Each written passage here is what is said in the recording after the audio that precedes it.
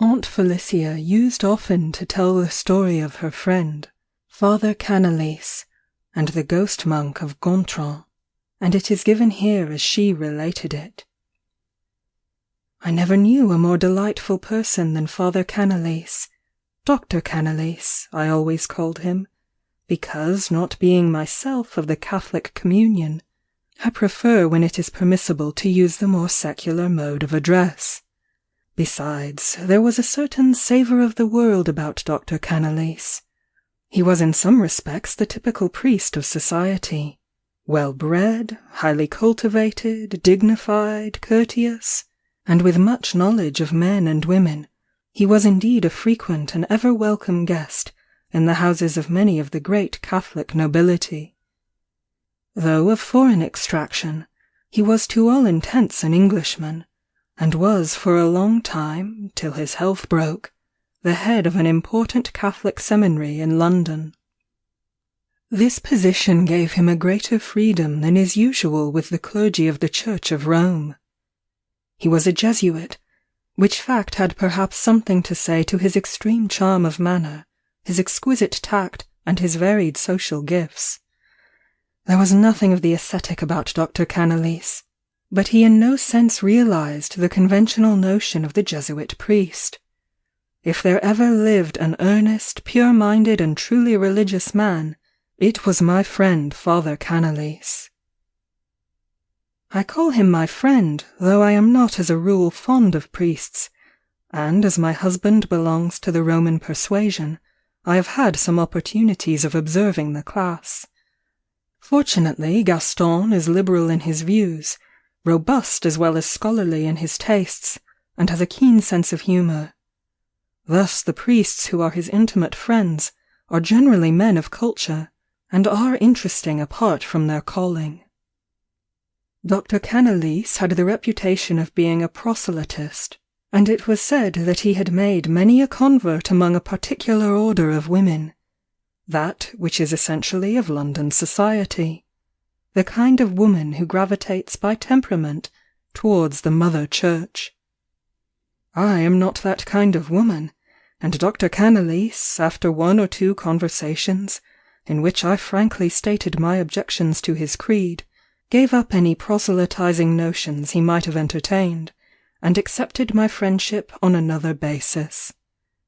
It was these candid talks which made me know and appreciate the man, his real sincerity, his almost feminine power of sympathy, his toleration of other opinions than his own, and his practical common sense. I met him more than once as a guest during his vacation at the house of a Catholic relatives of Gaston's, and so charmed was I with the first sermon I heard him preach in our relative's chapel, that afterwards I often went to hear him at the Pro-Cathedral when in London, where his extraordinary eloquence, and the poetic grace of his diction, caused him to be frequently chosen for the courses of sermons delivered there by popular Catholic divines. It was, therefore, with the greatest satisfaction that I found he was staying at Cannes one winter when my husband and I went out for 6 weeks' sunshine.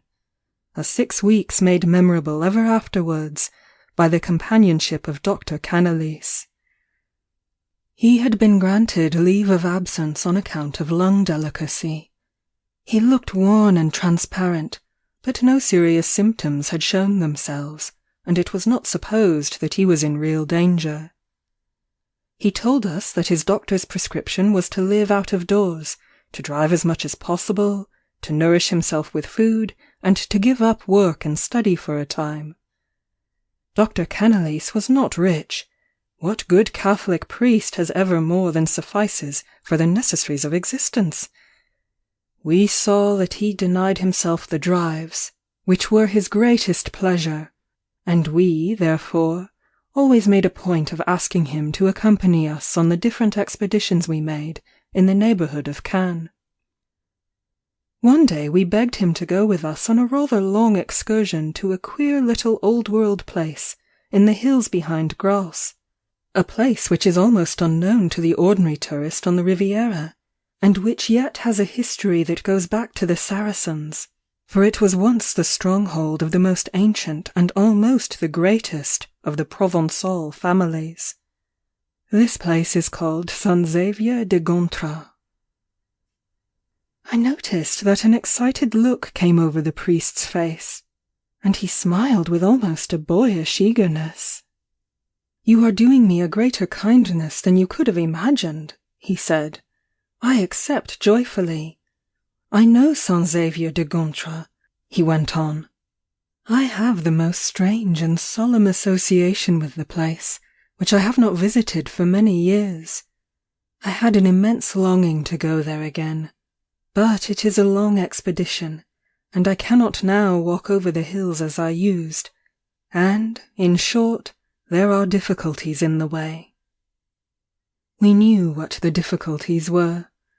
Father Cannellese would have considered it sinful selfishness to waste 30 francs on carriage hire for the gratification of a sentimental desire of his own.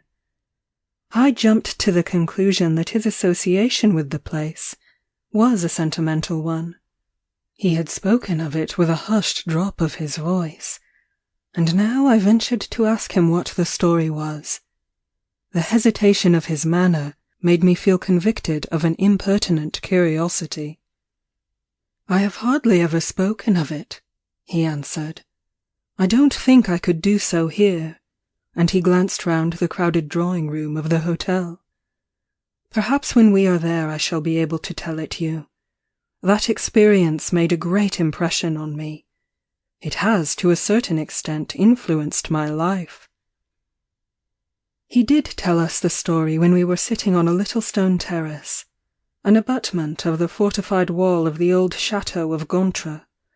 After we had gone over the church, had talked to the curé, had inspected the ancient portraits, and had taken photographs, Gaston and I, of the principal features of interest in this strange human eerie perched on the Grasse hills. Father Cannellese had left us to this occupation. He had seemed curiously subdued, the hectic in his cheeks glowed. He and the curé had gone off together. Afterwards, as I left Gaston to develop his negatives and strolled through the narrow streets of the village, gleaning such information as I might from the patois of a picturesque crone who sat spinning at the doorway of a ruined house. By and by I found the church and went in. There I beheld Father Cannellese prostrate before the high altar, absorbed in an ecstasy of spiritual devotion. I softly closed the door, for I did not want to disturb him. Gaston was waiting for me in front of the chateau. We went down some crumbling steps, and came upon a tiny terrace garden, closed in by a grey, lichen-grown parapet. Below us stretched the beautiful valley of the Sion, and beyond the Mediterranean, misty on the horizon. A zigzag path led down the precipitous face of the rock on which the chateau was built. To our right was the church, a rather imposing structure, with a tower and a Gothic doorway, and 2 finely carved images let into niches on each side of the great oak door. The church and the ruins of the chateau, and the houses near it, showed that Gontran had once been a place of some importance. Gaston and I were speculating on its previous history when the priest joined us. There was upon his face a curious, far-away look. He seated himself on a bench in the angle of the parapet and began abruptly. I said I would tell you the thing which happened to me here, and which made so great an impression upon me. It was in this very church. We begged him to let us hear his story. "I warn you," he said with a strange smile, "that it is a ghost story, and you are now hearing it at first hand." As nearly as I can remember, Dr. Cannellese told his story in these words. "It was about 12 years ago," he said, "before I was appointed to a seminary. I was doing an article on the ecclesiastical history of some of these old Provençal towns, and had come up here to study the inscriptions in the church. I had arranged to stay the night in the chateau if my investigation should keep me too late for the walk to Grosse, and the curé being as I knew absent, he had as well the care of that village yonder. Dr. Cannellese pointed across the valley of the Sion. I had gone into the church unnoticed. I had remained there interested in my work till the light failed, and then was suddenly roused from a meditation by the sound of the key turning in the door, and knew that I was locked in. I could make no one hear me, and after a while, reflecting that I might as well sleep in the church as in one of the bare rooms of the chateau, I wrapped my cloak round me, and being very tired, was soon fast asleep. It must have been after midnight when I awoke with a curious feeling of uneasiness. The moon was shining brightly through the windows, and as I lay, it seemed to me that the wall on the opposite side opened, and that the figure of a monk stepped forth and walked along the side aisle in the direction of the altar. The monk wrung his hands as he moved, and ejaculated in a tone of deep despair, "Is there no one who will say a mass for my wretched soul?" Then before reaching the altar he turned, walked slowly back to the wall, and disappeared. I told myself that the apparition was but the illusion of a dream, and once more slept.